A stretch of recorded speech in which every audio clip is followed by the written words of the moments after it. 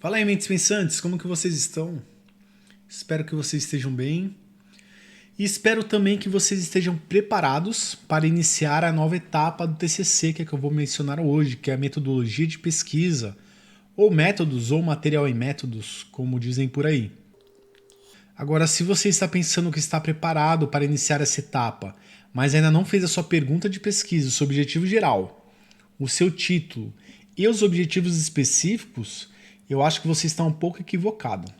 Então faz o seguinte, assiste os 2 vídeos que eu falei sobre esses assuntos, inclusive o vídeo sobre objetivos específicos, ele é bem curtinho, mas você precisa ter assistido primeiro o vídeo que eu falo sobre objetivos e título e a pergunta de pesquisa. Eu estou deixando aqui no vídeo a imagem de capa dos 2 vídeos para que você não se perca, porque senão você vai se perder ao assistir esse vídeo.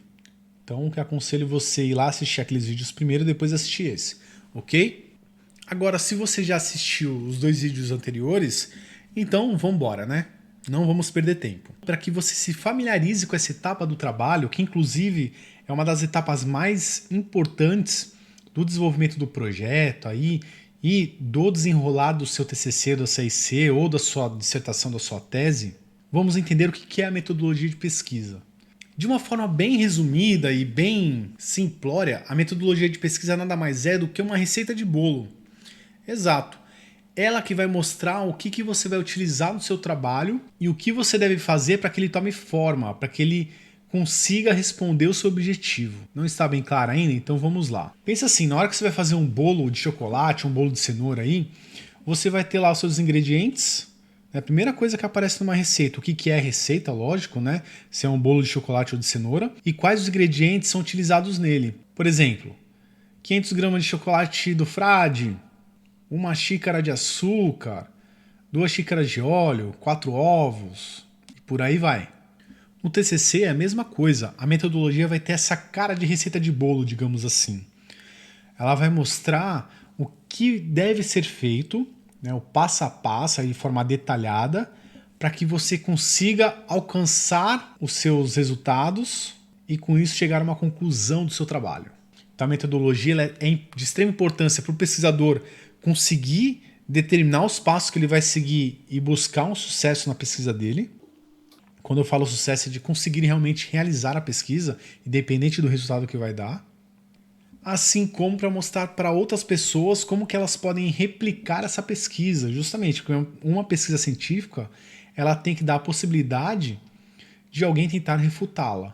Ou seja, mostrar que ela está errada ou que existem outros pontos de vista para o que foi pesquisado. Vou utilizar ainda o objetivo do vídeo anterior, na verdade eu vou utilizar ele para todos os vídeos, porque assim fica mais fácil, mais didático para a gente entender. E diante disso a gente tem um objetivo geral que é avaliar o estágio de desenvolvimento motor de criança de 4 a 5 anos praticante de futebol. Lembrando que a gente vai avaliar o desenvolvimento motor de homens e mulheres, ok? E como eu vou iniciar a minha metodologia de pesquisa? Primeiro passo, eu vou descrever o que a minha pesquisa será.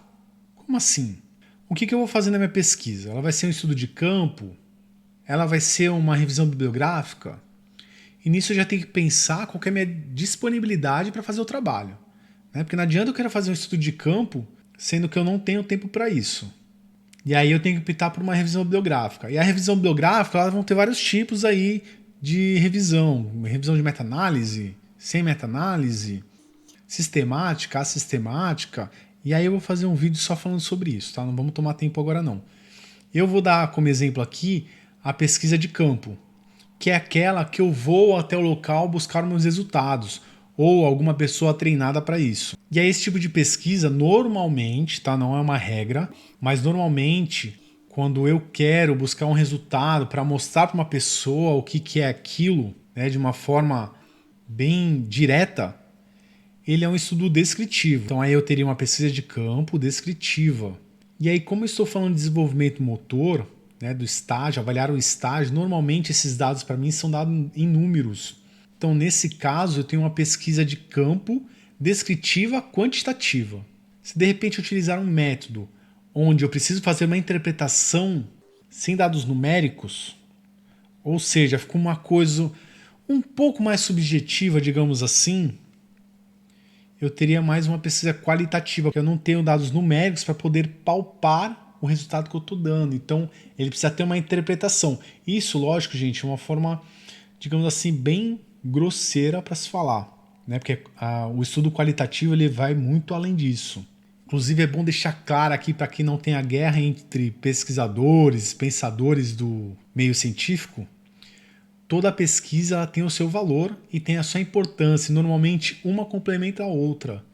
Tá? Então, não caia nessa de achar que é qualitativo porque é pior ou é melhor do que o quantitativo e vice-versa. Não, isso não existe. Tá? Essa ideia aí é a ideia de quem talvez não entenda muito bem da relação entre os dois aí. Então vamos voltar ao assunto. Ó.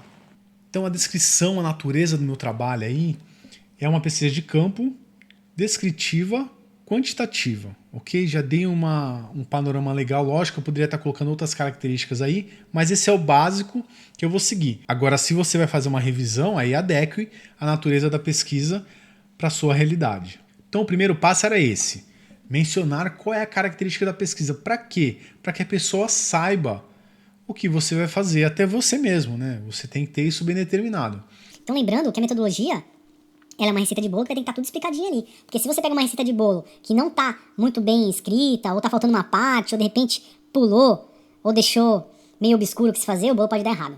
Feito isso, vamos para a próxima etapa, que são os materiais. Ou seja, tudo que você vai utilizar na pesquisa. Lógico, tem lugares que preferem não deixar esse item isolado e colocar ele junto lá dos procedimentos. Aí você vai ter que se adequar de acordo com o seu orientador e com a sua faculdade. Mas tem que ter isso descrito na metodologia. Então, se eu vou fazer uma avaliação motora, aí eu vou ter que escolher o tipo de método que eu vou utilizar, isso seria um material. Quais os materiais que eu vou precisar para avaliar o desempenho motor da criança, que aí pode incluir câmera fotográfica, câmera filmadora, e instrumentos como corda, às vezes peso, step. E aí você vai ter que ver o que instrumento que você está utilizando para avaliar o desenvolvimento motor ele sugere. Por exemplo, a metodologia do Rosa Neto para avaliar o desempenho motor de crianças nessa faixa etária utiliza às vezes blocos de madeira, muitas vezes precisa de um espaço físico para poder avaliar a caminhada. E aí você vai encontrar nos modelos de Galahu e Osmond a necessidade de utilizar um step, por exemplo, giz ou alguma coisa para marcar o chão. Então tudo isso tem que estar descrito. E depois que eu tenho os materiais já definidos, eu tenho que definir a minha amostra. O que é isso? É a população ou os participantes que eu vou utilizar. No exemplo que eu estou utilizando, eu vou precisar de crianças de 4 a 5 anos, tanto homens como mulheres, que praticam futebol. E eu também posso utilizar que não praticam futebol. Aí vai depender do modelo que eu vou seguir. Eu vou tentar fazer uma comparação de quem pratica e não pratica futebol, justamente para mostrar o efeito do futebol. Porque se eu não tenho essas pessoas que não praticam futebol, ou melhor ainda, que não fazem nenhuma atividade física, eu não tenho como comparar se o futebol ele realmente causa algum efeito no desempenho motor. Estão conseguindo me acompanhar aí? Então vamos lá, só para deixar bem claro. Se eu quero avaliar o efeito do futebol, eu tenho que ter um grupo que a gente chama de controle, ou seja, que não pratica futebol. E melhor ainda, que não faça nenhuma atividade. E aí é uma coisa que é importante também pensar que muita gente come bola nas pesquisas. Às vezes a pessoa avalia o praticante de futebol, mas essa pessoa que ele está avaliando praticar futebol, ou essas crianças, ou esses adolescentes, normalmente elas fazem alguma outra atividade além do futebol. Então isso pode influenciar no desempenho motor. Então são coisas que têm que ser pensadas na hora de você pensar na sua metodologia. Vai ter alguma influência de alguma outra atividade? Isso pensando na educação física. Mas é lógico, eu posso utilizar esse tipo de entendimento para qualquer outra área, ok? Então vou dar um exemplo aqui de descrição de participantes. Participarão da minha pesquisa, melhor, participarão da pesquisa 30 crianças de 4 a 5 anos, de ambos os sexos, que praticam futebol e 30 crianças que não praticam futebol. Ou eu posso colocar da seguinte forma: participarão dessa pesquisa 60 crianças de ambos os sexos, com idade entre 4 e 5 anos, sendo que 30 delas praticam futebol e 30 delas não praticam nenhuma atividade física, ou só praticam educação física escolar. Lembrando que a gente tem que sempre pensar nos vieses, tá? Naqueles pontos que podem, de repente, gerar algum conflito aí nos meus resultados.